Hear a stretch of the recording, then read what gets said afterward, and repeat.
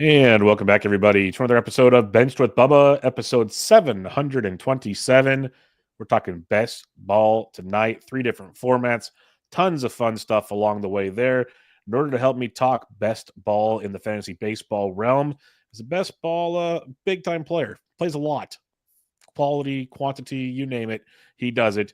You can find him over at the Real Deal 136. He's a constant contributor in the Bubba in the Bloom Discord, which we thoroughly appreciate. Spencer Thurmond, how are we doing, my friend? I am doing great. Thank you, Bubba. I'm very happy to be here talking best ball with you tonight. Yep, looking forward to this. We got to know each other a bit, well, before the show, but also through the Discord. It's been great, and we've done some quote unquote Discord drafting where we try to get as many people in there, and that's where we really got to know each other. It feels like on some late night, who wants to do another one? Who wants to do another one? Who wants to do those kind of things? So it's been an absolute blast. But before we get into the formats we're going to discuss, let's get to know about you a bit, Yeah, and especially the best ball side of things here. So let's kind of keep it generic and go from there. How long have you been playing, let's say, fantasy baseball as a whole? fantasy baseball as a whole, I've been playing since my senior year, which was 2002.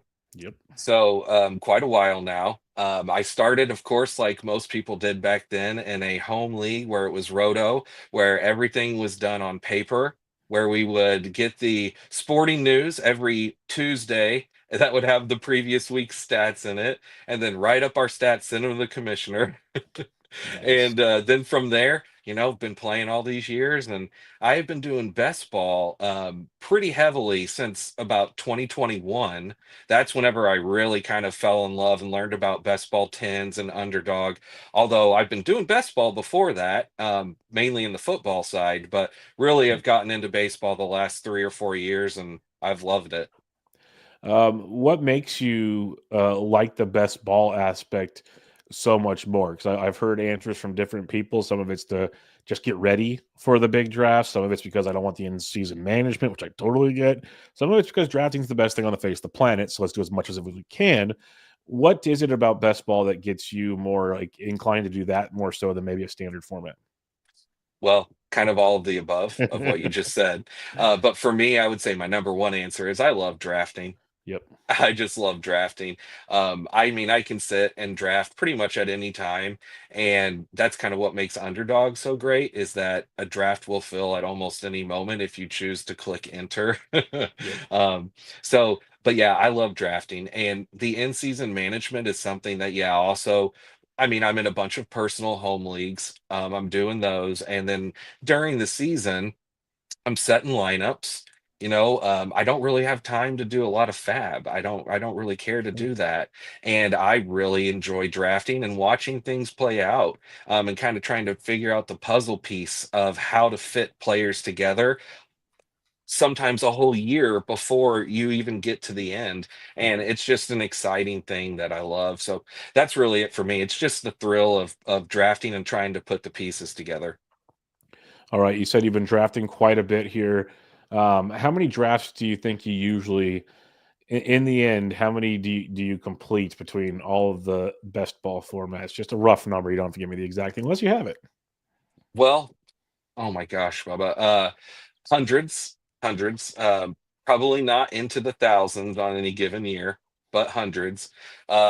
Football. Sometimes I've been close to 1,000. I love it though. But baseball, usually somewhere around about 200 to 300 best balls, I would say, Mhm. between underdog and best ball tens. Best ball tens is one of my favorite. I'm looking forward to talking about that as Yeah. well. And not a lot of people know about that. No, So I'm, it's I'm kind of looking a forward to hidden. talk about that. It's kind of like a hidden gem. I don't know if gem's the right word, but it's definitely under the radar.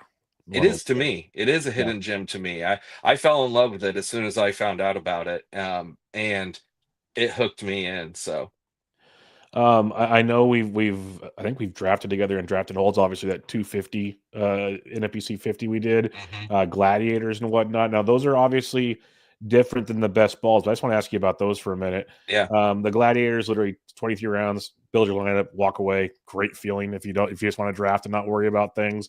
Draft and hold, you still have to set your lineups bi-weekly for hitters, weekly for pitchers. How does that compare to your excitement and interest compared to the best ball formats? Gladiators is pretty darn close, let me tell Yeah. you. Um, as soon as that came out 2 years ago and they introduced that format, I immediately was attracted to it because it's exactly like a marriage of my two favorite things of Yep. roto and best ball. It's like having both of them in one to me.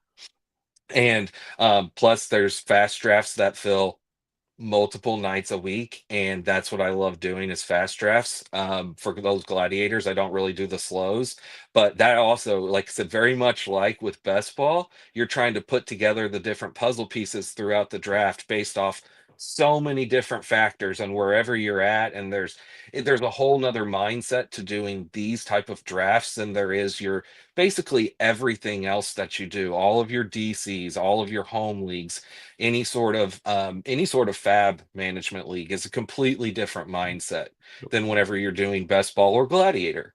And gladiator, I also had success right out of the gate. That's I've not had any sort of big best ball success. I'm still working, trying to find my way, but I finished second in the first gladiator tournament, just behind Robert Orr. That's And still pretty Rob good. DiPietro was right behind me too. But it super close. It came down to the last day. I had Miles Mikolas. I had Miles Mikolas on my second overall team. Don't ask me how, but it happened. Hey, But he miracles had a happen. great game. He had a 10K game on the last day of the season. But Ryan Helsley came in, got to save. The other guy had Helsley, that changed the points. Oh You gotta man. love it. Yep. So Fantasy baseball in a nutshell. fantasy baseball in a nutshell, right there. But yeah, great stuff. No, that's awesome. Yeah, because the Gladiators, it is a different beast. I kind of just do three every year to see where it goes. It's the thing that it's tough for me is the time to do the live drafts is a very bad time for my evenings, because they're almost always at 7 Eastern, almost all Hmm. of them, and that makes it tricky. But it is a really cool format. I do a lot of the draft and holds to try to get the player pool figured out before I start doing my rotos and whatnot. But I've been digging much more into the best ball formats for sure. So let's get into those. There's the best ball NFBC, there's the BB10s, and then we'll wrap up with underdog towards the end, and we'll talk a lot about that because like I can help in that or aid in that conversation as well, more so than the first two. But let's start with the NFBC best ball Yeah, format because I know it's a different roster size. I know the scoring, so on and so forth. So why don't you just walk us through it? Like when we're looking at yeah. rosters and like the draft per se at a best ball, what are we looking at in an NFPC format? No problem. So first off, on NFBC, there are three different kinds of best ball formats or tournaments, I guess you'd say. Well, really two tournaments and then a double up format. So start with the double up format first off. So it's $100, sometimes more than that. Uh, Best ball double up that you can get in, where it's a 12-team league. You have to finish in the top five to double your money. And those are really fun. 50 teams, or I'm sorry, 50 rounds, 12 teams. So those are good ones, but they're kind of an individual thing where you're just you against those other 12 guys and you're not worrying about anything else. So those are pretty simple. The others are two different tournaments that they have. The first tournament that I personally am a big fan of is the Best Ball Championship tournament. So it's $150, although I do know that there are higher dollar entry leagues for those as well, but it's still part of the same tournament. But on those, it's 46 rounds, it's not 50. Those are also 12 teams as well. And those you are not only trying to win your individual 12-team league, but you are also in an overall tournament. And those are weeks 1 through 17. So that's how a lot of, well, most all of the best ball tens that we talk about, and very much different than underdog. We'll talk about when we get there with how the playoffs work in that. Mm-hmm. But so it's just weeks 1 through, I said 17. That was the football slip Mm-hmm. right there. 1 through 27 is how Okay. many weeks there are in baseball.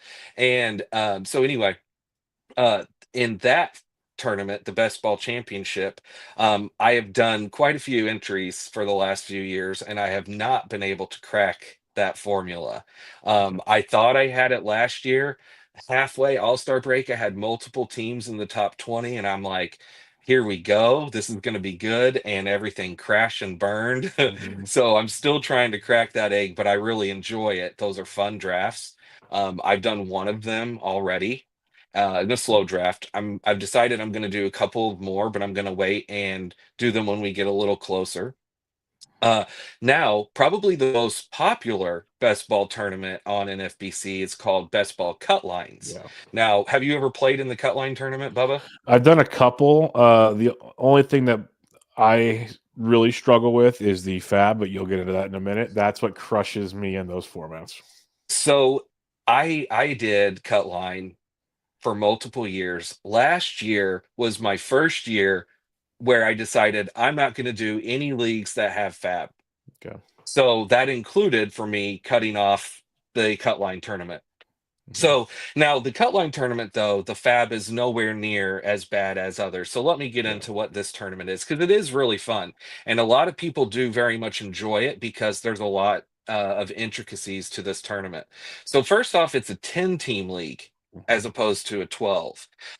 It's also 46 rounds, I believe, although Yeah. now I'm thinking Pretty. maybe it's 42. It's Um, 42. Yeah, I'll double Maybe check it's for you. 42 actually Yeah. for cut line, but it's 10 team league. So they're much smaller leagues than all of the other formats. So pretty much when you draft a cut line, you're going to have a team that you like. Um, 42. 42. Yep. As soon Yeah. as I said it, I was like, yeah, I don't think it's 42. Um, so in that format, there's only two periods of fab. So that is the good thing is that there's not a lot. You don't have to do fab every week. You're not setting a lineup. It is still best ball. But you do have to deal with how much money you spend in the first fab go around, which is early in the season. And then you have I want to say it's July is whenever the second fab period is. And so I've tried different ways like saving my money, spending my money, splitting my money, and personally, I've just not had success in that either. And so I just decided last year that it just wasn't for me. Like I said, there's nothing wrong with not doing fab leagues. That's why I love doing best balls. But this is a really cool mixture of the two, and it is a fun tournament to get in. Their price point on those is also 150. And I'm pretty sure, just like with the others, that you can get in higher dollar individual leagues for that. I'm pretty positive. But yeah, those are the three main best ball formats on NFBC. Yeah, and I like I said, dabbled in the cut line. I haven't done a best ball, but I think I want to because I like the cut line's crazy because if it's 42 rounds, 10 teams, 420 players. Like those are stacked teams. For Exactly. for You have all-star teams. for degenerates like us doing DCs and stuff, a 420 is just that's barely more than an OC right now. That's Yeah. crazy. Um, but the best ball being the 46 rounds, 12 teams, you gotta get a little deeper and you can't replace people like you can in the cut line, which is kind of nice. That cut line fab period where like you still have the $1,000 budget, you're trying to figure out how to spend, and depending on when you draft, the players available on that first fab is just nuts usually, and then you're trying to save enough money for the back end because you know more injuries are going to happen. But how do you do it? There's just a million different questions involved there, Hmm. and it's not a Sunday night fab; it's like a Tuesday night fab. That always screwed me up because I'm the Hmm. creature of habit, and that made things tricky there. But and then the double up seemed kind of a nice way to maybe build a bankroll if you're confident in what you're doing, for sure. And it's Exactly. interesting. And it's interesting. I didn't realize there are 50 rounds. That's an interesting twist as well. Um, Scoring. This is where Hmm. best ball gets interesting. This is where each It is. different format between NFBC, BB10s, underdogs, maybe even these ones, scoring gets different. So how do we look at scoring for these? Because that will obviously affect your drafting when you're doing all of Hmm. that. So that's going to be a big thing when we talk about underdog later. But for these, so actually, Bubba, all of NFBC and best ball tens all use the same scoring for best ball. Beautiful. So you don't have to worry about different scoring. And back a few years ago, I don't remember, I wish I could remember who I heard say this in a podcast, but um, it may have been Jason Collette. Anyway, it was someone who was there with working with NFBC in the ground floor when they came up with the best ball scoring format. And they talked about how they really wanted to make best ball scoring that kind of mirrored roto. And that's something that I love about how they do things on best ball tens and NFBC for the scoring. It's a it's a very I don't want to say simplified, but it's a very clear way to understand how you get the points. And even when we get to Underdog and talk about scoring, it's going to be much different. So I actually wrote this down. I don't want to get it wrong here, although I probably could tell you without looking. But here's the scoring. So for hitting, you get points, 4 points for a hit, 2 points for a run, 6 for a homer, 2 for an RBI, 5 for a steal. Now, here's the caveat: -1 for every at bat. So, Oh, so that can absolutely change things up because if you have a cold week, you're going to be scoring in the negatives. And if you don't have someone to interesting. fill into that spot, then you might have to take a negative in your lineup, and that's not good. So you do not Hmm, want that. That's what you want to avoid. But interesting. it's going to happen. It's going to happen. You have a lot of people that go for a week of 1 for 20, Hmm. and that week they might have scored -15 points or something. I mean, it can be pretty rough. So that is a very interesting caveat, the -1. When I'll tell you this right now, on Underdog, there's no negatives for hitting. Nope. So, but that is a caveat for all of NFBC.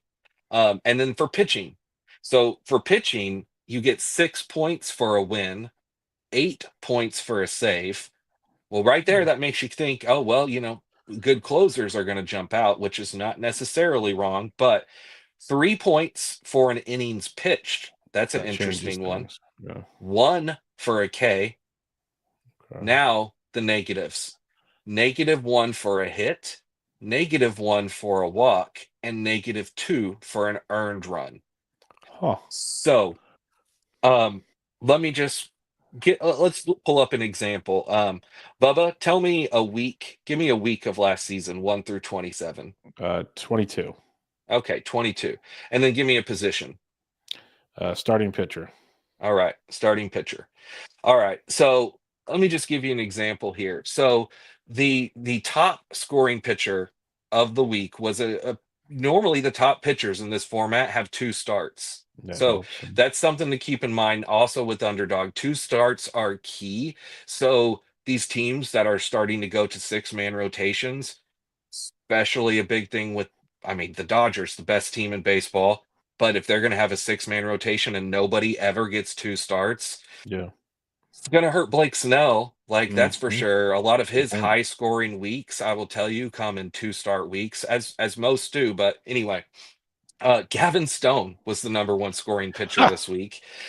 He had 2 starts, he had 54 points in those 2 starts, 14 innings, he got a win, 17 Ks, but he only gave up 1 earned run, and he had, for those 2 starts, a .6 WHIP.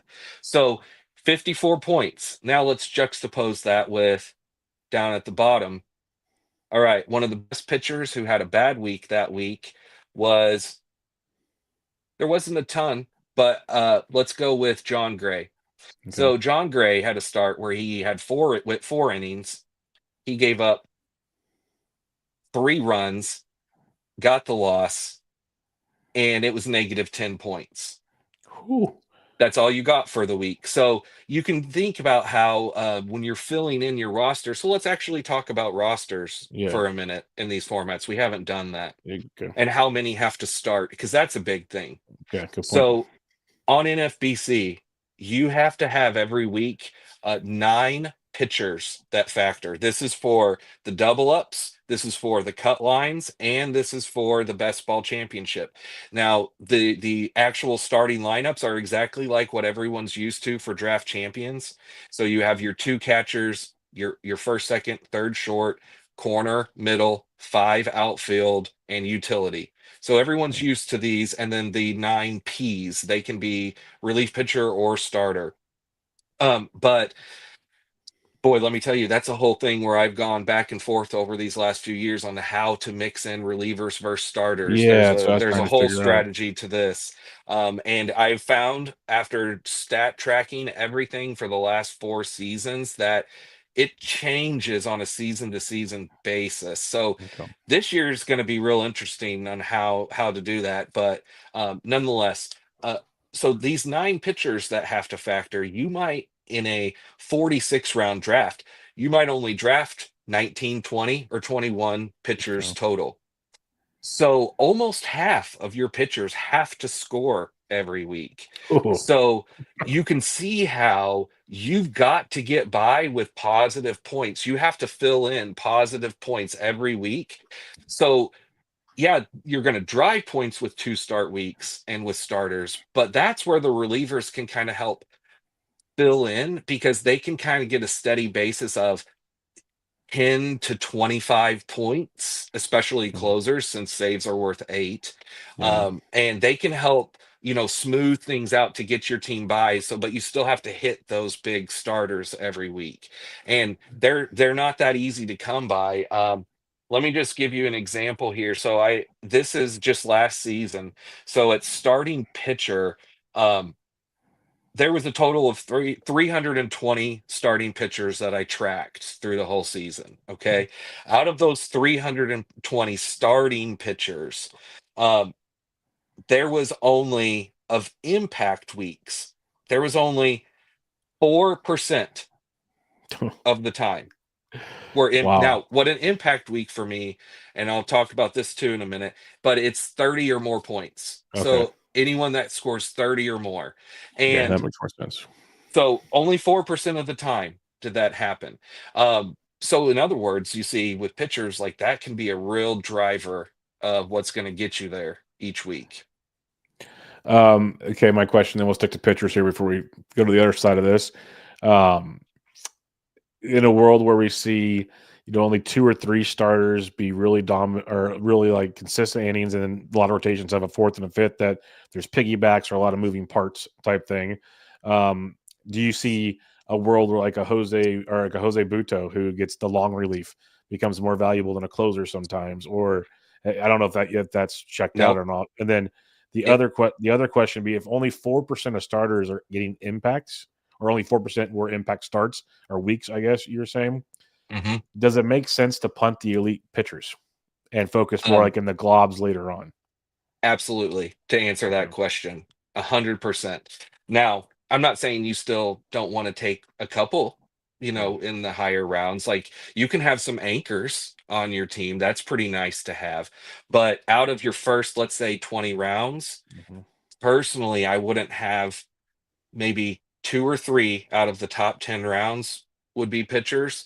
And but I wouldn't take any of the top 3 rounds personally. Not anymore. I used to, but I've really, so when we get to hitters and talk about them, now there it's a whole nother story. Hitters can score a bunch of points. They're the driver of Mhm. what shoots your score up every week is hitting. Okay. I wanted to go back to just use Jose Buto as the example. Since you just brought him up a minute ago. So, Jose Buto, let's see here real quick. So, last season, oh, I had him in my starting pitchers. Okay, that's right. Because going into last year, I thought he was going to be a starting pitcher and not a relief pitcher. Okay, so he had a good season, wouldn't you Mhm. say? Like a really solid season. Yep. 252 ERA, 7 wins. He had 3 saves, a 105 whip. It'd be kind of hard pressed to say that he'll be much better than that again. I mean, if Mhm. he's that good again, then that's great. And you can look at his overall points and then compare that to other pitchers. But from how I like to look at it, from what impact did he make to your team? Mhm. Um, he had 1 week all season that he was able to get to over 30 points. So he had one impact week. Mhm. Um, and that week he got a win and a save and didn't give up any earned runs in 4 innings. That's what Okay. it took to get to 30 points. But that only happened once. Other than that, he had 3 weeks where he had just over 20. Okay. So middle relievers like that, they're not really doing much Okay. for you. If you aren't going to have the chance to get saves and get that 8 point pop for the saves, It's even not really working. good middle relievers aren't doing much. Okay, so you want to have probably more the top end closers, the bottom end. It's there fewer and far between good weeks. It feels like saves wise. Pitching, you can kind of focus more on that glob probably and pepper that to get Hmm. the elite hitters. So let's talk about those hitters here. Yeah. When I think And I get and most of my best balls through Underdog, so obviously scoring's different here. Like I always think we're talking best ball, we're talking points, we're talking more OBP centric players because obviously Mhm. it's not those aren't plate appearances now. You get points, you can do other things. That makes sense to me. But how are you focusing your attention to the hitting side of things compared to maybe let's just say a standard roto draft where our brains are focused on the ADP we see right now? How does that differentiate when you head into a best ball draft? Well, first off, I don't worry about batting average at all. That's a Yep, huge thing. I mean, beautiful. it doesn't matter, like the typical DC roto mindset that we all have, everyone that drafts. You just don't have to worry about it. What matters is production. How many hits are they getting? How many runs are they driving in? I mean, like you said, this is what's going to really matter to you in best ball. Um, so just from a hitter to a pitcher comparison, let me just give you a stat here to get an idea for like out of the top people. So out of all of the top, let's go with a heavy impact, people that really like the best of the best. The top 28 players in best ball last year, three of them were pitchers. Hmm. Wow. Um, Out of those three pitchers, the top three pitchers from an impact perspective, and I'll talk about in a minute what I do here for my own personal system and how I evaluate people's stats in best ball on NFBC and best and BB10s. Um, it's not just off of their points scored. I have a different weight for the weeks that they really have big weeks. Those have Mhm. more of a weight because if a pitcher is going to score 40 points in a week, well, that needs to be more valuable to you. It's more of an impact to your team's overall score than multiple pitchers that score 15 or 20. And that Yeah. seems pretty obvious. Yep. But to have like one number, I kind of have this impact score. The top three pitchers were Wheeler and then Clase and Helsley. Wait a minute, Wheeler. So two closers. Two closers, I correct. had to double check that I heard you correctly. I'm like, wait a Yes. minute. There were three pitchers in the top 28 hitters, and those three were Wheeler, Clase, and And Helsley. Classe and Helsley had like elite save seasons that are like so hard to get more often than not. How are you going to count on that? Yeah. Yeah. And where is Helsley and Clase going to go turn around and go in these drafts this year? In the top 10 rounds. So Yeah. Uh, are they going to repeat it? Well, personally, I wouldn't want to bet on it. They could, obviously, Yeah. they could both be really good again and be up there, but I would rather just go with a dependable starter who I feel is going to be there and get innings and have a chance to get two start weeks and just that's what I would rather do with my early picks. And this has changed last year. I'll tell you, after 2 seasons ago, last year, I really thought that hitting relief pitchers and closers hard was the best way to win these things, these deep NFBC best balls. And like I mentioned earlier, I had a lot of teams doing well halfway through the season. But if closers crash and burn at the end of the year like they almost always do, well, guess what happened to my pitching and my lineups? They also crashed and burned. Uh, Seawald, Bednar, I mean, the list could go on and on, right? Well, Of that's why these you're top 20 closers. at the break. They were still doing well, and then it all went They were, downhill in the second and then it half. just all went Yeah. downhill. And as soon as so this year, I've adjusted, and now this year I'm going back to more of this solid starter mindset, and I'll mix in like one of my favorite picks so far has been Jeff Hoffman in best ball because he's super down low in the Mhm. list because not know if he was going to be a starter or whatever. So he usually goes way later than all of the other guys because people aren't looking to scroll down that far. But Mhm. yet, there's a closer that you can throw in as your pitcher, maybe 12 or 13 in round 20 something right now in these drafts. Um, so that's something that I like to look at, something like that. But again, not speculating on the middle relievers unless you think that middle reliever can turn into a closer. I mean, at that point, it's different. Okay, that makes a lot of sense because yeah, I was trying to wrap my head around the relief. I'm thinking like middle relievers get you innings. This like an AJ Puck could be interesting because he could close, could be a wins strikeout asset, but you're still hoping for a lot there, which makes it Hmm. tricky. Um, on the hitting side of things, you mentioned 25 of the top 28 players. We're Hmm. basically we're hitters, Yep. and you're talking about impact weeks and all that kind of stuff. How do you break down attacking positions? I guess, or does it matter? Like, is it just like regular fantasy? You still need the stats, you need the roster. Like, it doesn't really matter as much. Or are you finding an edge where it's like in a roto format, we might think we just wait on second base because it's just kind of rough to begin with. Where maybe it's a different position in best ball or something like that. Have you noticed anything like that? Yeah. So here's the way I think that is the best way to handle doing these big NFBC best ball rosters is to just anchor the best players, the best hitters you can, regardless of position in the top 10 rounds. So you can take into effect how deep or thin you think any certain position is, and then maybe spend up, right? You don't like third base. And if you have pick four, maybe you take Jose Ramirez instead of insert your player, right? Because you want to lock up third base. So I get it. Like having that locked and loaded, a star like that, that's going to factor almost every single week and be locked in there. That's huge. So I like to think of anchoring these different Mhm. positions. Now, once you have anchors, I always like to then look at multi-position eligible players. That's such a huge thing in best ball, or people that are going to gain multi-position eligibility, a la Colt Keith, right? Yeah. Like, second baseman who'll gain first, and you can still get him in the teens. So someone I definitely like looking to fill in rosters. But outfield, you don't want to let outfield get away from you. You don't want to let catcher get away from you. I'm sure you'll probably like to hear this in best ball. I really like to spend up on catcher. I like to Beautiful. have two strong catchers because that's easily something that can differentiate you from other lineups in your league is having good points at catcher because a lot of people are gonna catchers is the weakest scoring position, by the way. So out of that, Makes those sense when you think about it. so William Contreras, Yep. easily the hands down best catcher, right? Easily. Um, I would say so, at least. But where did William Contreras line? Not in the top 25.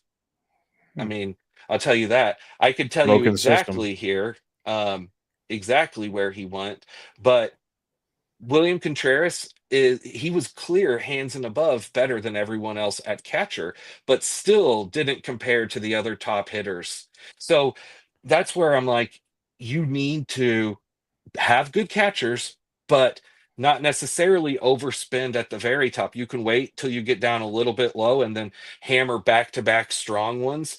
Mm, You could do Ohop and Shea Langoliers, right? mhm, Or Real Muto. And then I usually like to have at least three or four, to have a couple backups on your bench.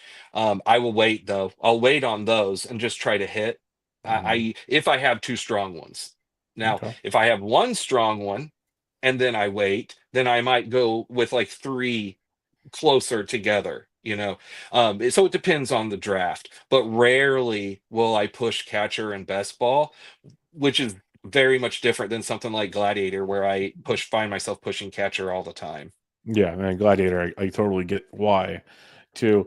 So 46 player roster, you said you take anywhere from 19 to 21 pitchers is kind of how most of them come to be. So that means you have about 25 to 27 Hmm. bats.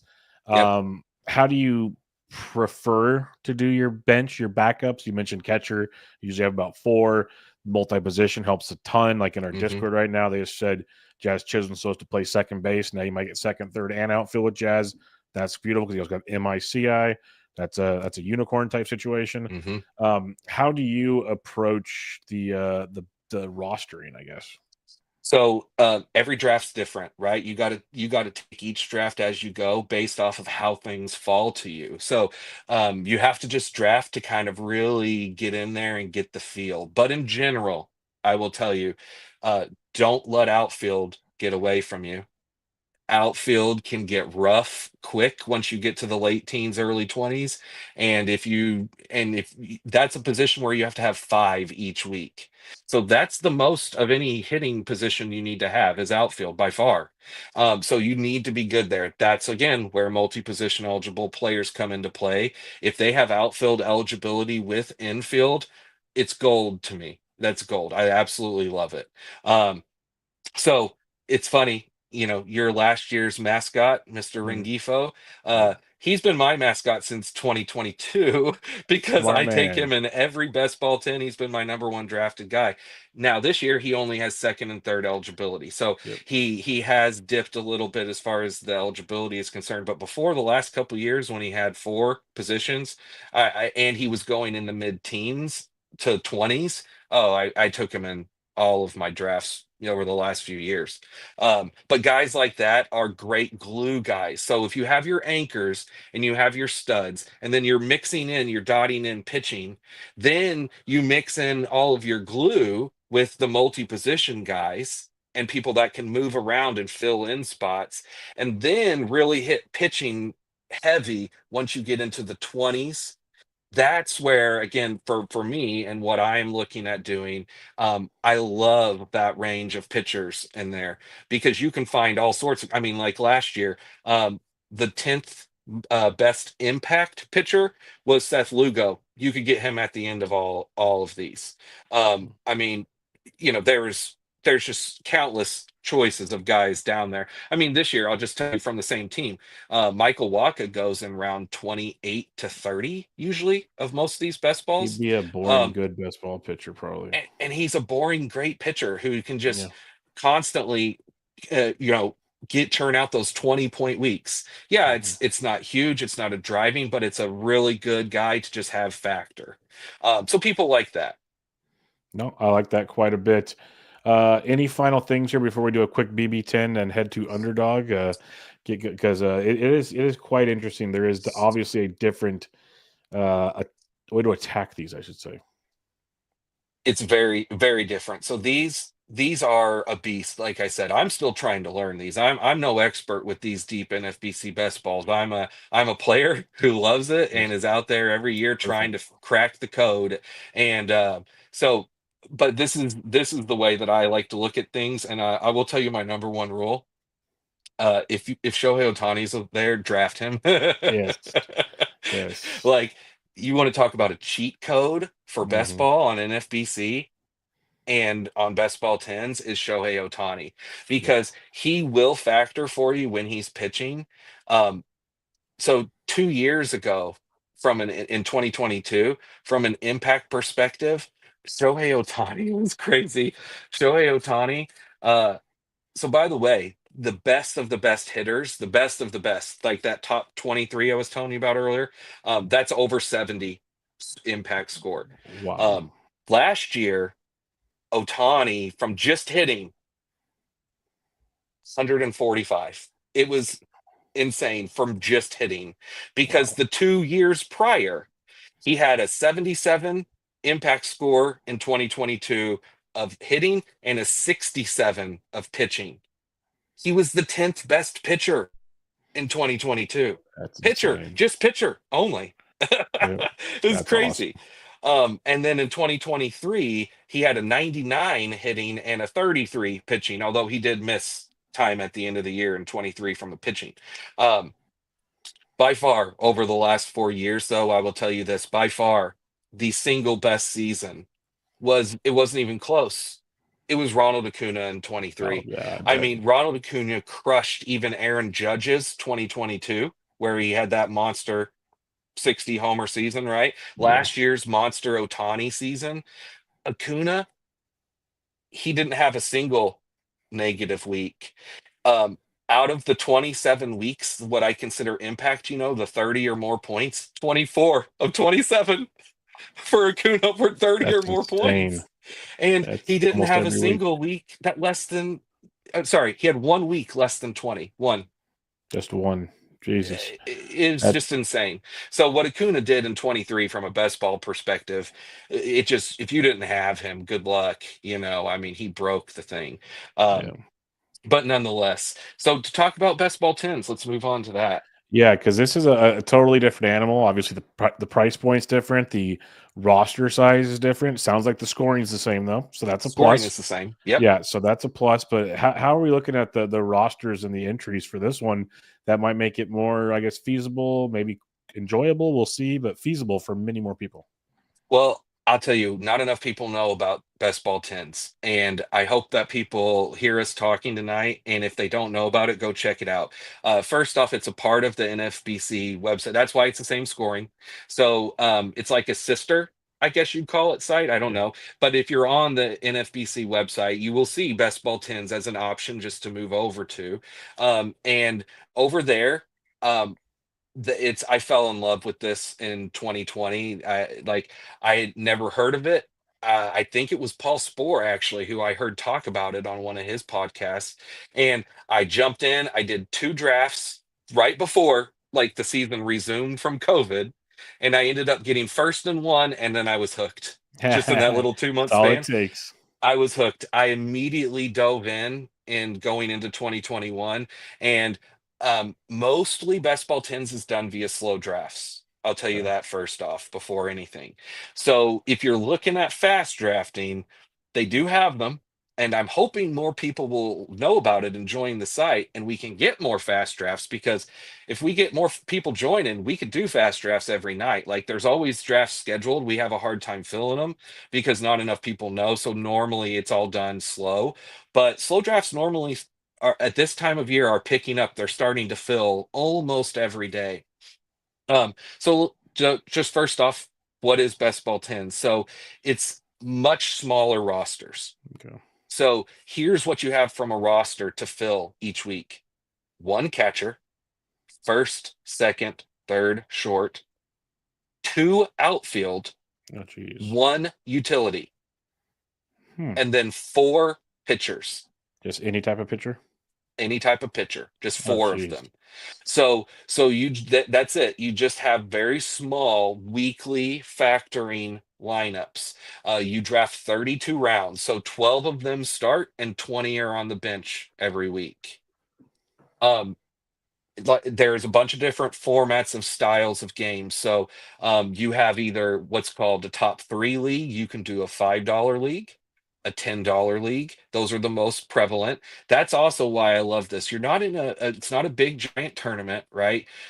It's Mhm. kind of the way I look at best ball tens, it's kind of for the love of best ball. I guess that's kind of Yes. the way I like to It's think of it probably why they're is not as popular as people want. and it's They're always the probably people are why they're not as thirsty. popular. I Yep. mean, it's true because you're not looking at building up a giant payroll with it. Um, Although I've done pretty good, but I've also done like every single draft for the last 3 years on there, so That helps. um, that helps. But nonetheless, so you either do a top three where out of your 12-team league, you have to finish in the top three. That's pretty obvious to be in the money. They have a classic format, which is a first place gets it all type of deal. So let's just use an example and say you do a $10 classic. It's 12 teams, $100 goes to first place. Okay. When you do a 12 team top three, that's a $10, $75 to first place, and it's like $38 to second place, and then like $15 to third, if I remember right. It's pretty close to those payouts. Okay. But they have $5 as well. $5 are only top threes. Hmm. But then they do offer $25 and $50 leagues as well. So oh, I also didn't mention double ups. So you also have the $10 and then $25 or $50 double ups. Now, over the last few years, there's only been like one or two 50s that have filled. Not enough people are on there to do the higher dollar ones. There's usually somewhere around over the last few years around like a dozen or so of the $25 leagues that will fill. So it's mostly all the $5 and $10 variety. But just to give you an example, so like right now, and I'm in all of them. Right now, it started in the middle of November is whenever they kicked them off. Not that many people joined. It took a while to get going, but once we started hitting traction into November, December, we started filling drafts. I have 15 completed drafts right now on there, and I'm in 16 slow drafts that are currently going on. Okay. Um, it's really easy to manage a lot of slow drafts, at least for me. Now, granted, this is what I've been doing consistently now for the last few years, so I'm used to it. But I tell my buddies all the time that I'm always trying to get my friends to do these as Yeah. well. And I tell them, I'm like, hey, when you do the slows, because most people don't like doing slows. Most people No. hate slow drafts. But if you're doing multiple slow drafts at once, um, you can always have a pick when you go to check your Yep. go to it. You've always got a pickup, and the clock is always between 2 to 4 to 8 hours on best ball tens. So you've got time, right? You don't have to be right on it. Like, I'm Mhm. not checking whenever we finish this, I'll look and I'll have a few picks that are up in these leagues. I have no Yeah. doubt. But you can set your picks to auto. You can set a queue, and then you can set it just to auto 1 round, or you can set it to auto 2 rounds. So, if you know that you're 4 picks away and there's 5 people you like, you can set your queue 1 through 5 and then hit auto 1 round. You don't even have to check it. It's almost like a special gift when you go look and see who you got. Um, Perfect. that's best ball tens in a nutshell. As far as the sizes, the formats, just like that. But it's real, like I said, it's really fun. I wish more people did it. It's a lot of us same guys that are on there doing it. But we love it. So anyone else, come join. Yeah. Slow drafts filling all the time. That's good. And you mentioned, so I got one catcher, first, second, third, short, so no MI or CI, only two outfielders instead of five, Yep. only four pitchers, 32 rounds instead of 46, so 14 fewer players makes sense. How do you approach your roster construction in that sense? Because I think that's where it gets tricky. Is some people might think, okay, I need less of this or less of that, and obviously there's 14 fewer picks, so you navigate differently. But Hmm. should we be navigating differently? I guess is the question on this. At the top, no. So at the very top, no. Um, Other than, with an exception, you don't have to necessarily take the best outfielders at the top, Yeah, only two of them. because with only two, you are going to. So let me actually first tell you how many I like to draft of each position. So I want to have, this is all depending on the draft because it can change depending on who you have, between 10 to 12 pitchers, 10 to 12 out of your 32. The rest of them hitting. So as far as each position, because I like to spend up at catcher, I usually will take two strong catchers in the top 10 rounds, usually somewhere around like Wilson Contreras in round 6, and then maybe Will Smith in round 7, right? I might double tap them like that. And then I got two strong ones. Usually the best catchers in there, like Adley and Yiner, they don't go till round 5-ish anyways. William is like round 3 or 4.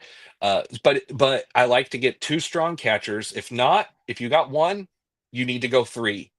You need to go three catchers if you only have one good one, because as soon as you have an injury, you do not want to be taking negatives, or Multiple just bet options. like you're just going to lose. So you've got to have someone that's going to factor every week, and if you don't, your team's not going to win. So multi-position flexibility is that much even more key in best ball tens. um i will I will take easily someone like Vlad Guerrero or um Lindor at the turn of the 1-2, as opposed to Tatis or Corbin Carroll, which is exactly opposite of what I would Yeah. do in Roto. So um, that's just right out of the gates. I like to have at least three eligible of every infield position minimum. Like, this is the minimum, and then six outfield minimum. And when you now, obviously, you can't fit all of them if you're talking about guys with single eligibility. You have to factor that multi eligibility in, but these are the minimum. I mean, a lot of times with multi eligibility, I might have 12 or 13 eligible outfielders because I've got That's that many true. infield multi eligible guys.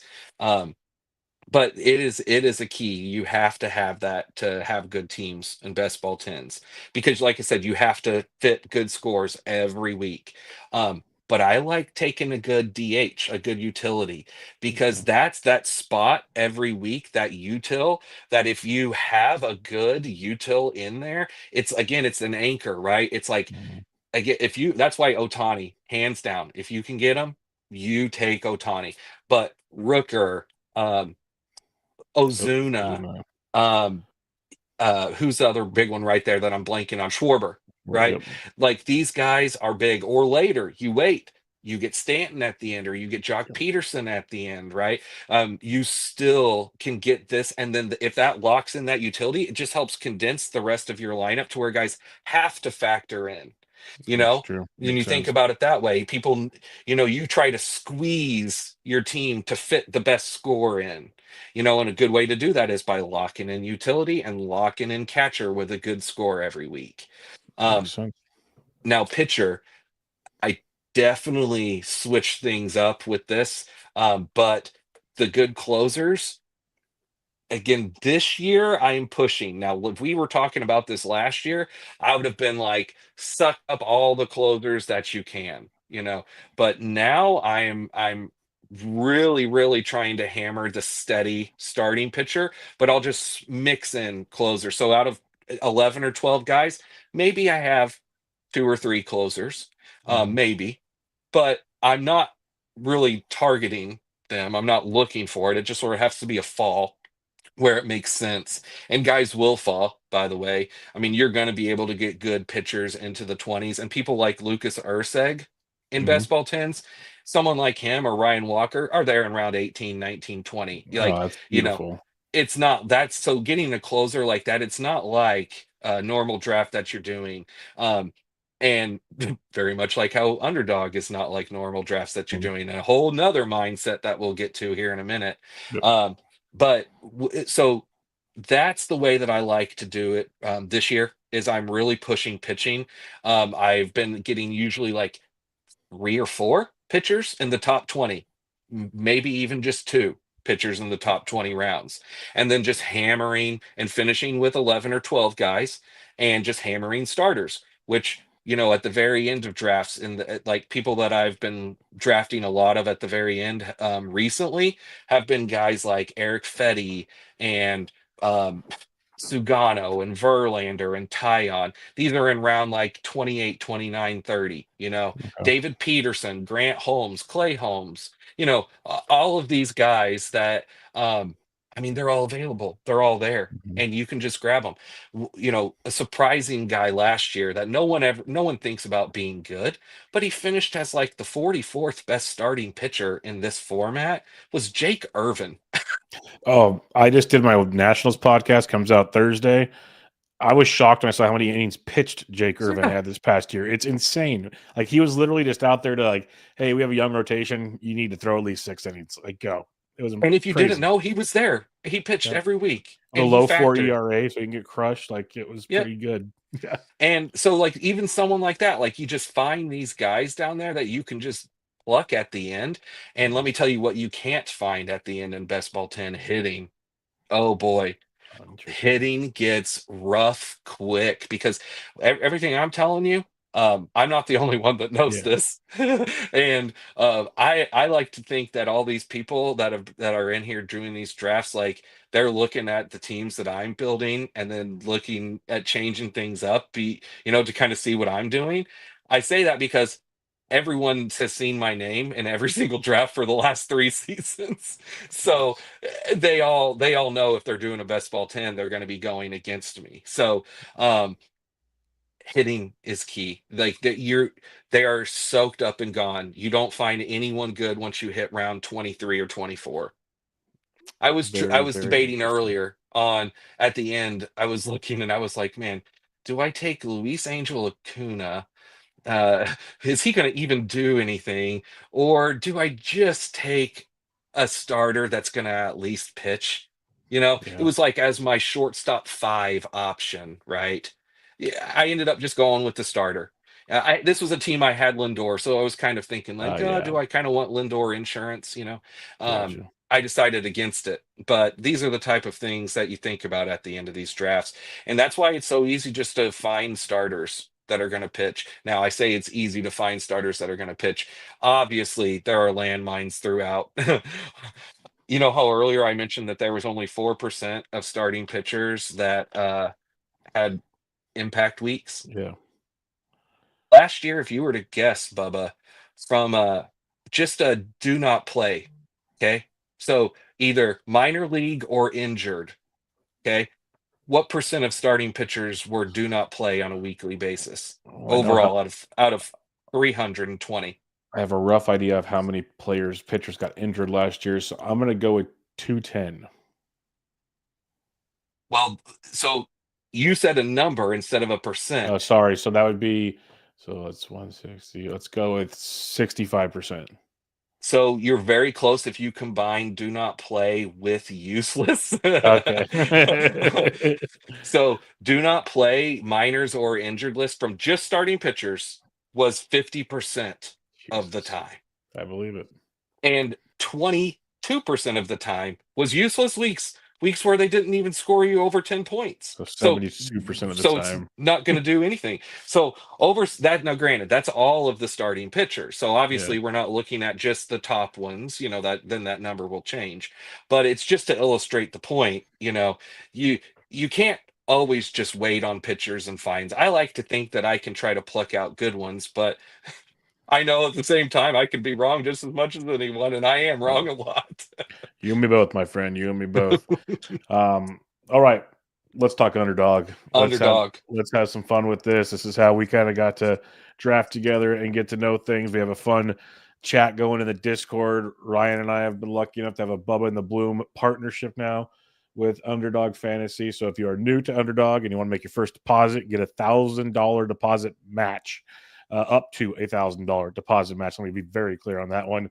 Use promo code Bubba Bloom, all one word, and you'll get that deposit bonus match on your first deposit. So that's pretty cool of them to hook it up there. And if you do so, you can do $100, you'll match 100, so on and so forth. You can come do some drafts as we got the dinger going, $10 entry, got the bunt, which is $3, and so many more. And they'll keep making them as they keep filling. So bring it on, folks. Let's get to it. Yeah. Spencer, let's talk about the rosters, because like you Yeah. kind of hinted at so far, and see, I can actually kind of give thoughts on this now because I do a lot of these also. But rosters are different, scoring's different. Massively different. This is a whole different animal when we're doing things. I think it's fun this way. I enjoy it. Makes my brain have to think differently. So start with the rosters. How are we doing things Yep. differently on rosters here? All right. First off, oh, by the way, the bunt filled. So they'll Oh, post good. I another. already maxed it Yep, out, so we're good yep. there. I saw it filled the other day. So the bunt So 2 will be coming out soon. the bunt two coming soon. That's right. Yeah. Congratulations, by the way, on the Underdog Oh, sponsorship. thank you. Thank you. I'll second all of it. I absolutely love Underdog. I'm probably one of their better customers. I've gave a lot of money to them in the last several years. So, and I have not got it back yet, but I'm hoping. It Time, only takes practice. one team, Practice one makes year. perfect. So, first off, as far as what rosters are, so 3 pitchers, 3 infielders, 3 outfielders, and a utility. That's Mhm. 10 starters, and then you draft 10 bench. You're doing 20-round drafts with 12-team leagues. So, um, not super deep, but deep enough, right? Mhm.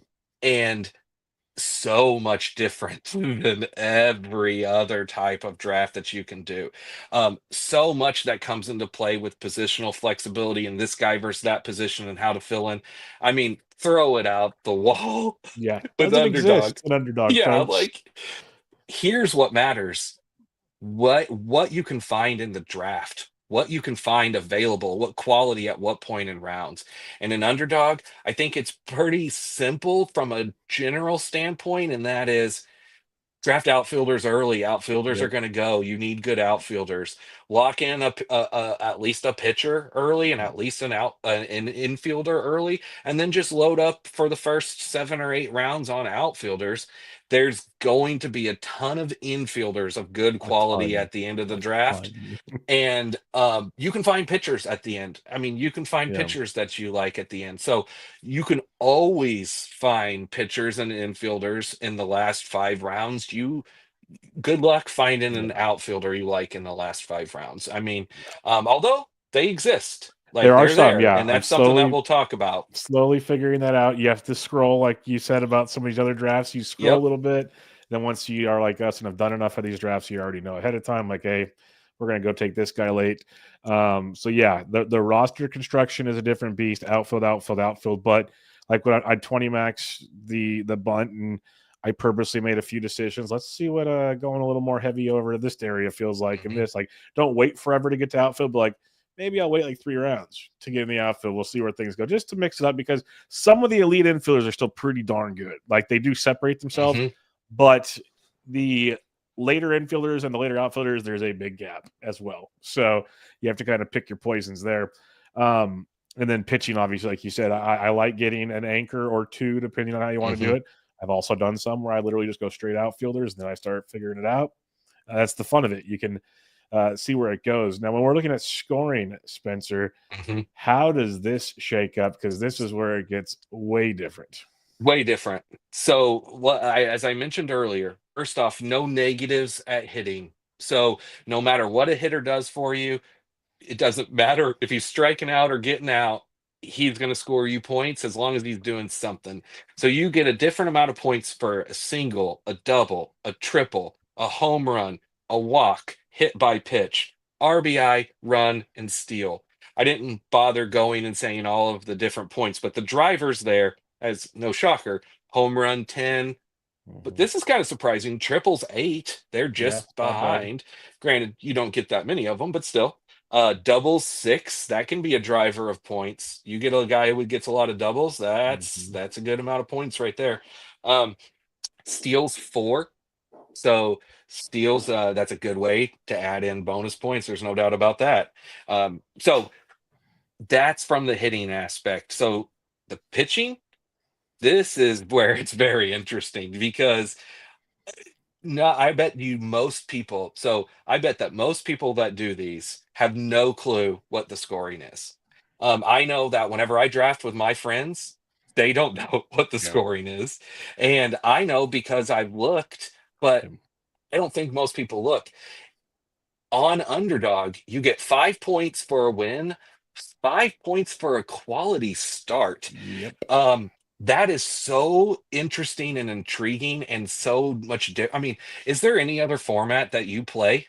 Anything, Bubba, that you get points for quality or anything for quality starts? For a few You in years anything? when I first joined Tout Wars, they started a new league, and they did innings pitched and quality starts. Or no, it's inning pitched and saves hold a different league. I than was quality starts. Sorry, but I've done quality starts before, um, and it definitely changes the way you approach pitching. Let's put it that way. Because I did a little brief blurb in the Patreon, but I did a deeper article last year, just kind of looking over like the last 3 years of pitchers that finished with like let's say 15 or more quality starts. Hmm. There are names on that list that'll blow people's minds. Like Jose Barrios is a gangster in this kind of Hmm. format because he's so vanilla, but he gets so many quality starts. This is why Framber Valdez is so much better in this format. Still doesn't go high enough in drafts, weirdly enough. It's shocking. Yeah. Framber and Pablo Lopez go in Yes. almost the same spot, and those two guys I soak up all the time Yep. because you can That's also why you can wait. wait. That's why you That's can wait right. if you do it. Yeah. You can wait, and then because they're what round 6, 7, 8, Yep. anywhere in that range. Um, so yes, it's so different. And do you know actually? Because I've heard talk of this, but I haven't actually looked at any sort of like graph to see. But it just seems this way. There are definitely got to be fewer starts now than there used to be, or quality starts. Fewer quality starts now than there used to be because there's just not that many people that go that deep into games. Not many people go innings anymore. It's becoming more and more rare, wouldn't you say? I would assume so, yes. I have not done the full looks there. I've just kind of focused on the top like 40 at the position every year. I haven't gone to the Hmm. opposite side of it, but logically, yes, kind of goes back to what I said earlier about most rotations have like 3 good guys and 2 guys to piece it together. So you're already cutting 2 off of every rotation in that theory. And then you go farther and farther, like you mentioned, guys going fewer innings, 6-man rotations, the turnover on injury. So most of those Hmm. minor leaguers coming up, they ain't getting quality starts that often. So you just kind of go Right. down that rabbit hole, and that's why, like I said, like Barrios, Framber, Pablo, these guys are just wild what they continually do. Can I tell you right now my highest drafted pitcher on Underdog? Who? I can get him in round 15 or on, usually 15, 16, 17. Christopher Sanchez. I That's who have so much Christopher Sanchez. I'm with you I on that. I end up just throwing him in on all my pitching staffs, usually as pitcher 5 or pitcher 6, because he's a quality start machine. He gets, I mean, somewhere around 15 to 18 quality starts, pretty consistently. Well, I say this, it's not like he's been pitching for years or anything, but I look at him from that point in the draft as someone that is very solid to give me 17 or 18 quality starts again this year. And he's on an amazing team. So 15 to 20 wins, very, very achievable because the Phillies are going to be good. There's just no doubt about that. Um, but yeah, the other thing with pitching is 3 points for an inning pitched, 3 points for a K, -3 for an earned run. So that's where your one negative category comes in Underdog. It comes as an earned run where it's -3. So, but that's it. That's the only thing against you. So if you have guys, starters that are going out there and not allowing runs and getting Ks and quality starts and wins, that's going to be the driver of your points. So let's talk about the actual format of Underdog in most of these tournaments. Yeah, Now, because this is granted, also much different than like you said, yes, big time. there are exceptions to this. I will talk about eliminators here in a minute because that's something I really enjoy. I'm a big fan of trying to build those. They're really fun.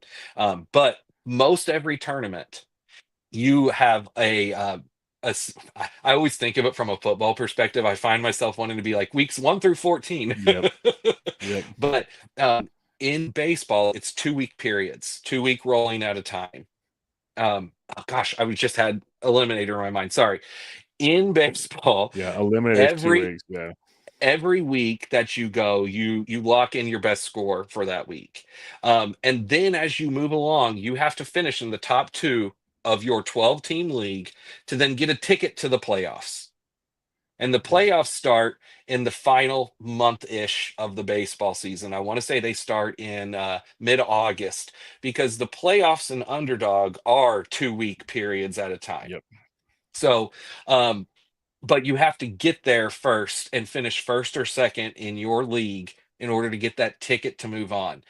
Once you get that ticket to move on, you then get randomly inserted into a pod of which this is going to be different depending on what you're in. But let's say you're inserted into another group of a 12 teams. These are 12 guys that have also moved on by finishing first or second. So Hmm. now you can be going against lineups that might have the same players as you, most likely do, Yep. since the better players are going to help you advance. So now you have to, in that 2 week period, finish first out of your group, maybe second, depending on the tournament, but first or second to then move on again. Then, same thing. Now you have to finish first out of maybe 16 people you get inserted into this second to last week or 2 week period to then move on to the championship. And the championship is where all the money is in underdog tournaments. That's where you want to get. If you can have a lineup that makes to that final week, that's where the fun begins. That's where you can sweat it out and hope. And let me tell you, I haven't had the sweat myself, but I did get to experience it with my best friend last year. Um, my best ball buddy. Hmm. Best I ball, got buddy. I got one of my friends who does been doing these drafts with me for years, and I talked him into doing underdog, and he did not like it, and I kind of had to force him, be like, "Hey, come on, do this draft with me. Come on, let's join." He ended up doing like 8 drafts last year. He had a team that finished third in last year's Dinger, Bubba. Ooh, baby. So he had a big payday from that third place finish last year. So I got to live through that sweat with him, and every single day we were looking at his team, following his players. So let me kind of talk about what things help a lineup using his team as an Real quick, example. let me throw something Yeah, out there. yeah, So just for people's references, this year the prize pool's bigger in the Dinger. It's up to $1 it million is. total Yep, prize, but third place $10 entry to get in the Dinger. And obviously, there's like right now I'm looking. There's the Dinger at $10, is the Frozen Rope at 50, the Solo Shot, which I think is really fun, single entry tournament at 75, the Eliminator at 50. There's in a $5 Eliminator, the Bunt, the $3 will come back again. But what I wanted to mention, so $10 Dinger third place would have got you 40 grand this year, which is cool. And then just to emphasize on what Spencer was saying, so the season goes weeks 1 through 17, so you thank you. accumulate scores each week, and then then two teams advance to the quarterfinals. That's week 18, 19, and then you get semifinals 20, 21, and then the final championship weeks 22 and 23. So yeah, now back to where you were about trying to kind of build it all together. Yep. So you can kind of ask yourself, obviously every year things are going to be different, but what sort of formula can you mix together to have a team to make it there? But then once you make it there, how do you advance each week? And then how are you there in position to finish at the top of these tournaments? Yeah. So here's a key, at least again, I haven't had this happen to myself. I wish I could, but like I said, living vicariously through my buddy, here's what worked for his team last year. He absolutely nailed the final 3 rounds of the draft. So, because like I said, I'm sure that everyone is going to have rosters with so much of the same players that are all at the Mhm. top, but he nailed the final 3 rounds big time, and that's ultimately what got him there. Now, there is some intricacies to advancing each week, which I'm going to talk about in a second, and how to move on in your pod, at least from what I've seen. But those final 3 people, one of them was Paul Skeens. That helps. Shocker. So you take Paul Skeens as your final pitcher, and he did a 6 pitcher build, which there's a lot of discussion between people that love drafting these teams. Do you take 6 pitchers, 7 pitchers, 8 pitchers? I personally would never do any more than 8. That's kind of like for me Yeah, a limit or a cutoff. I usually do 7. That's usually my world. Yeah. I like to live in the 6 or 7 range. He Hmm. did 6 with this particular lineup. Gaines was the last one. His That helps. last round pick was Doyle. Wow. Doyle That helps was too. Doyle rules on Doyle that. was huge. O'Doyle rules. Yes. Yes, indeed. But one of the sneaky best picks was round 19, Andrew Benintendi. So Boring but good in this format, man. Like so good in this format. boring but beautiful. And there are So guys like that late still at the outfield right now. that's what I was getting at earlier Yep. with, yeah, you can still find, like, these Benintendi players exist. still You've out there. gotta you've gotta find this year's version of these guys and Mhm. then try to hope that they're low owned compared to these advancing teams and that they can help make that difference. Benintendi, for instance, no one ever wants to draft Andrew Benintendi. He's, No. like you see his name and you're like, yeah, come on. But he signed for a The huge most money like by the biggest. anybody in the White Sox history. I was going to say the biggest contract in White Sox history. He's Yep. hitting at the top of their order every single day. That job is guaranteed. It's not going to change. That's not going to change this year, by the way. You can still find Benintendi down at the bottom of these drafts. Nothing's changed. You can still get them. And Benintendi was the second highest factoring scorer for him in the championship period He was red hot that last month too. because he That's was red yeah. hot at the end. I mean, like, how would you think that Andrew Benintendi is what helped him finish third? That's Because beautiful. it's just, but that's how these things work. He only had, even though he drafted 6 pitchers, he only had 5 that were healthy. See, that's the So kicker. Yeah. he had Yu Darvish as one of his pitchers, and Yu Darvish missed the last 2-ish months of the Yeah. season, and he made it with the 5 guys that he had. Now, granted, Skeens at the end was a major driving factor of that, but it was a team where he waited on pitching. So he waited. He didn't. So he waited till round 6, which is like what me and you were talking about. Wait on Mhm. Framber or Pablo in that round 6 area. Well, last year he waited and got Logan Gilbert in round Whew. One of 6. the That top was 5 his pitchers in that baseball. was his top one. Mhm. He then waited till round 9, 10, and did Sale Rodon on a back to back in Oh 9, 10. man, that's beautiful. Then added Brandon Fat, who again Mhm. is just gonna Brandon Fat actually, he factored for him major in the first advancing round of I the believe tournament. it. He had a big 2 start week. Where he pitched on a Monday and a Sunday and had 2 really good starts, and then had a third in the following. So he had a big 3 start stretch and helped him advance. Um, so these guys all can help you, but he only had 5. See, my mindset is why with 6, 7, or 8 pitchers is you want to get those 2 start weeks, right? Or in a 2 week period, you want to have a 3 start. You think of it as a 3 start period, right? Um, because that's really what you want in a 2 week period is 3 and not 2. So uh, you do kind of have to get lucky. That's where it's a numbers game of the more you draft, the more options you might have if your team advances and gets there to the end. to hit those 2 start weeks. But if it goes at the expense of a late round Benintendi, or I'll tell you what I didn't tell you his 17th round pick last year was Bryson Stott. Bryson Stott also was in 2 different weeks. He factored for him in the actual 2 week Hmm. or 3 week playoff period.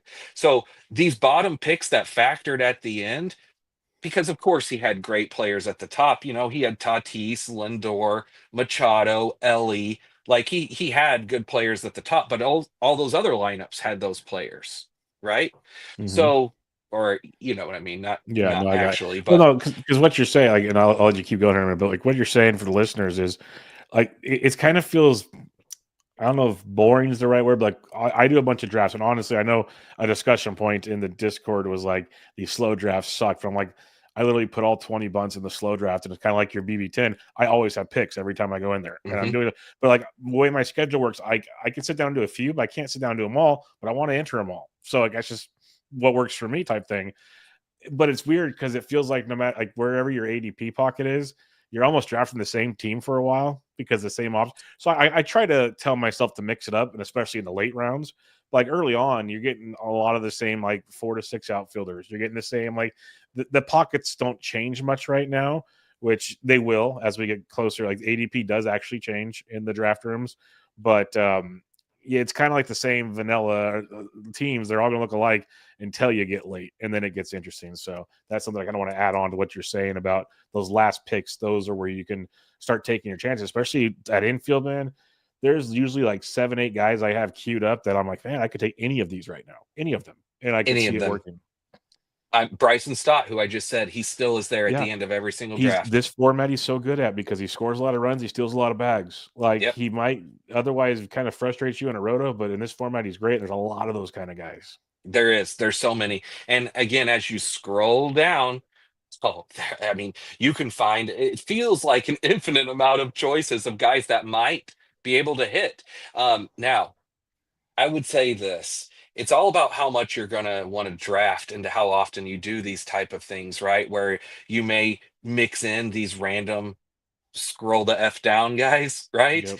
You Yep. know, um, because if you're only going to be a drafter that's going to do maybe, 10, 20, something or less type of drafts, you probably just want to go ahead and take your guys, draft the best teams that you think you can get, and hope that it works out with the players that you want to watch and root for, and the guys that you like. But I mean, I'm doing hundreds of these, and Mhm. I like to mix things up a lot. So yeah, I do keep a lot of the same groupings of players. So I will have a lot of lineups that might have 5 or 6 of the same people in the top 10 rounds. But then Mhm. I mix it up throughout, and then I Yep. change things as to when I push pitching, like, or if I pull up 100%. pitching, or but almost always infield is a push for me, except for, I do, like you said, I do sometimes like to take heavy at the top and maybe 3 out of the first 4 or 5 rounds with some really good infield, and then I wait. If I've got 3 good ones, I Yeah, you I don't need to won't do it look to ever draft the again. rest Yeah. until the very Yeah. end. Yeah. So I mean, I do like to fill some lineups out that way, but who knows what lineup formula is gonna work? I You mean, don't. Yeah. it's a crapshoot. So you Especially. just you Yeah. just try to put yourself in the best position to be successful. Yeah. So I'll talk about that for a second. Things that Yep. I look to avoid. If someone is currently hurt right now, Oh yeah. I'm not drafting them. No. Okay. Let me tell you who I have 0 shares of, and I will have 0 shares of unless I get autoed. Brandon Woodruff, none, Yes. none. I won't take him now. Could Brandon Woodruff be the key to the winning team in the tournament? Absolutely, he could. If Brandon Woodruff was a stud in September, I wouldn't be shocked. Yeah, that could happen. Sure. Mhm. But it won't be for my team. I'll tell you that, Yep. because I don't believe in it. And if he's hurt right now, I'm not going to take him. Yep. But what if he was hurt, right? But he's healthy now? I try to, this is hard to do, especially with someone like DeGrom. Yep. This is a real hard mindset to say, like, I'm not going to worry about past injury. But if they are currently healthy, I don't want to stress about not having them because they've already got past that injury. I want to count on the health. So let me just use an example and say, let's just say Robbie Ray, Yeah. right? Robbie Ray. Now, this guy's been hurt year after year. Most likely he's going to probably get hurt again. I get it. But you can get him later. He has huge upside because everyone knows Robbie Ray is a big K guy. Um, and or at least he can be. Yep. But he's that person that could hit big, right? That's the way I look at it. He could hit big. He's one of many people that could hit big, and you can get him later. So um, I'm not worried about the previous injuries because he's healthy and pitching right now. But again, Woodruff or I'm struggling at the moment to pull up other injured What about Spencer examples. Strider? Strider, great. Okay, great call. I'm not drafting 5-0. Spencer Strider. Nah. Um, Hardly. I will say this from a perspective. If I'm doing 100 drafts, I'll probably have 5%. I Okay. will occasionally click Spencer Strider.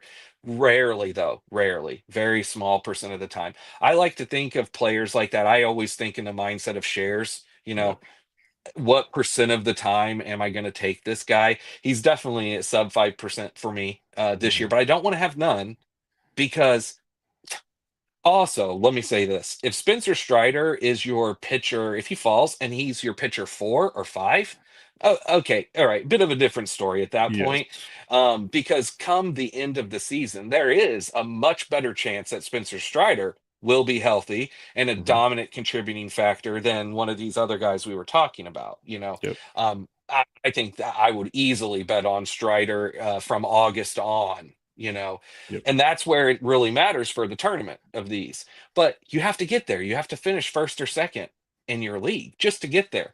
So a Yep. lot of good it is to have him on your team if he misses all the way till July, and then your team finishes third place and you miss out by 5 points of getting the ticket. Yep. So No, and that's the thing. That's 100%. It's like we already mentioned how many guys 50% were either on the minor league or injured last year in most formats, and that was in a obviously different format, but same theory. So if you're already taking a guy hurt, you might as well go like your buddy did with Chris Sale last year. Well, he might get hurt, but he's healthy now. Let's see what happens and let's see what take what you can happens. get.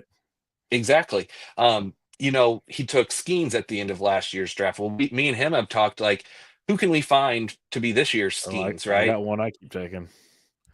Let's hear it. Bubba Chandler. Oh, from the same team. Yes, I take him so many times as my seventh pitcher. So many times. You're not biased at all with that name either, are Nope, you? nope, not at all. It's got to be one sexy looking guy out there just heaving it. That's all Has I to know. be. So by the way, I grew up never hearing anyone else that has the name Spencer, and never my whole life growing up, all through high school. Now, how many baseball players are named A Spencer? lot, A yes. lot. Steer, It's a Strider for sure. I know there's got to be more that I'm not even thinking of right very now. Yeah, Torkelson, there you go. Arrighetti, Yep, I knew it. Steer. I mean, yeah, there's a Yep. bunch. Um, so what were we talking about before? I'm sorry, I just got Late distracted on the pitchers names. that could be the Late scheme. pitchers. I took Chandler as the guy I've been taking a lot of. We were talking about Mixon and Andrew Painter in round 20 with some of our lineups. Will he be this year's guy who comes up in the Let's see final what 2 months and could theoretically dominate in a 2 month stretch at the end of the season? Because that's really all that for your last pick, right? And that mhm. last, if it's a sixth or seventh pitcher on your team. But again, they have to get you there. And Painter Yep. is currently hurt. So he's on that list of Well, they already said currently he's not hurt. coming up till midseason. Like you already know that. So that's why I've taken him 2 times so far Yeah, out of 100 drafts. So I have done it twice as yeah, like a just in case. Bubba Chandler makes way more sense because it's almost a shoo-in that he's going to come up at some point this season. yep, And everything that I've heard now, obviously I haven't seen him, but everything I've heard is that the dude's a stud. So why not? He's a perfect guy to mix in there at the end. yep, But yep, also, you have to keep in mind what percent are you doing that? Like, do you yeah. know? What's your Bubba Chandler percent? Let me pull it up right now because it's a great point. Is it high? um, let me see drafts, exposure, pitchers. It's 21%, so it's not that high. 1 out of 5, though. So Yeah, you could say 1 out of 5, though. Your team those teams have to get there. Yep. To me, I would think that Bubba Chandler would probably be more like a good like 10% of the Yep. time guy to mix in at the end. So that hopefully he's on one of these lineups that gets you there because it only takes the one. But that's just my thought on that. Uh, See, I kind of like Verlander at the end. It's gross. It's gross, but like, I mean, if Verlander's healthy and the Giants just sign him, it's a pretty good spot. Nobody wants him. He's available at the last round of You every get him with the draft. rest pick, that's for sure. So I've been kind of dipping my toe into that Verlander pool recently. I could regret it, but I don't know. I kind of like him there at the end from just the simple fact that he can help you not only get there, but if you told me that Verlander was hot at the end of the season and the Giants were making a playoff push for a wild card, I wouldn't be surprised. That could easily happen. So Verlander could be in that position to get you that good three-start week in the Yeah. playoffs as your last guy. So you know these are just the type of things to think about. In that scenario, I'm rooting for you as a Giants fan. Please, that scenario sounds great to me. Um, but all right, we could literally talk the underdog forever, probably. I'm gonna have you I on. I'm gonna have absolutely. you. Yeah, I'm gonna have you on with some other guys. We're do some drafting here one of these nights and have That some sounds fun great. and chat it up. So we're gonna wrap it up there, though. But you wanted to let people know where they can find you, and you got some cool things you have put together. I'll let you explain all that. Yeah, sure, no problem. Well, first off, Bubba said my Twitter earlier. I don't use Twitter though, so if you go, you'll see I don't have it. My last tweet was from like 2015. So, but I have it, so it's there. You can always message me if you want to on there. I'm in Bubba's Discord, Bubba and the Blooms Discord. So anyone who's a member there can send me any message and talk to me anytime. My email is sgtfantasybaseball@gmail.com. Um, I was showing Bubba this earlier. I'm pretty proud of them. I for years have been working on stat pages. It's something that I do. I mentioned earlier that I used to always get the sporting news, Bubba, Yep, and I used I to used to subscribe to that love the back in the day. fantasy preview Yep. of the Baseball Weekly or Sporting News back in the day. I loved it. So I've always like done my own thing. Well, this year I think I'm what I've done is the best I've ever done up to this point. I've got a whole page breaking down specifically for best ball for underdog. I'm sorry, not for underdog, for best ball tens and for NFBC. I have sheets where all of these impact things that I've talked about, let me just say, I've got some pretty intense, awesome sheets, breakdowns on players Yep. that's pretty easy to take in as well. So I'm happy to share those with anyone that wants to look at them, anyone that wants to talk to me about them. You can message me, email me. So feel free. I'm happy. I'm had a great time talking with you, Bubba. Yeah, it was a blast. I'm not kidding. We're gonna have to do this again sometime. I know there's some other guys in the Discord that like to play. I'll get sheep in here. I know you're gonna be on the sheep seats on Friday night. Yep, That's Friday night. I'm awesome. going to go and draft with Matthew over there. Yep, it's Yep, going to be that's super always fun. great stuff. So get a group on. We'll do some drafting and have some fun promoting underdog some more and really getting it in. And I might have to dip my toe in some of these NFBC formats as well. It sounds pretty easy. The fact I don't have to do anything afterwards is very exciting to my thought process. Um, Absolutely. one last question, I guess I have for you, and then we will wrap Yeah. this up. One thing I do like an underdog, I haven't didn't do it as much last year, but I used to do it a lot, especially when it was called draft back in the day. Mhm. I like to do the daily ones. Do you ever do that? I have done it, but no, I don't. I haven't really got Okay. into it. I've done it Okay. before, but I struggled going day. I don't bet Yeah. either because Yeah. baseball on a daily basis, I can't tell you how Oh, many it's times a I've made crapshoot. DraftKings lineups Yep. and those underdog drafts, and it always blows up in my face from a daily basis. Nope. I get it. I get it. But just was curious because it is same scoring, but obviously different We will format. talk about Eliminator next time that we Yes, talk, for sure. Bubba, because we didn't get a chance to talk about that on Underdog, and Yep. it's a whole different way to think about your players that Okay. I love. So we'll get into that We at will another we will time. do that for sure. Next time I have you on, we'll talk eliminator, do some drafting, have some fun in that. But make sure y'all get in touch with Spencer if you have any questions in the Discord, the email, all the good stuff. As I've seen these sheets he's put together, pretty cool stuff, and they meet the colored eye very well. Like it stands out for you as you're I've looking got a around. color scheme. Yep, Yeah. very. I So was telling Bubba very much like Bloom. Whenever I saw the Bloom boards, I was like, "Oh, these are like my sheets." yeah, it's pretty cool stuff. But thanks again for joining me, man. I appreciate it. Uh, Thanks, appreciate it, Bubba. Everybody, this is Bench with Bubba, episode 727, Fantasy Best Ball with Spencer Thurmond. Catch y'all next time.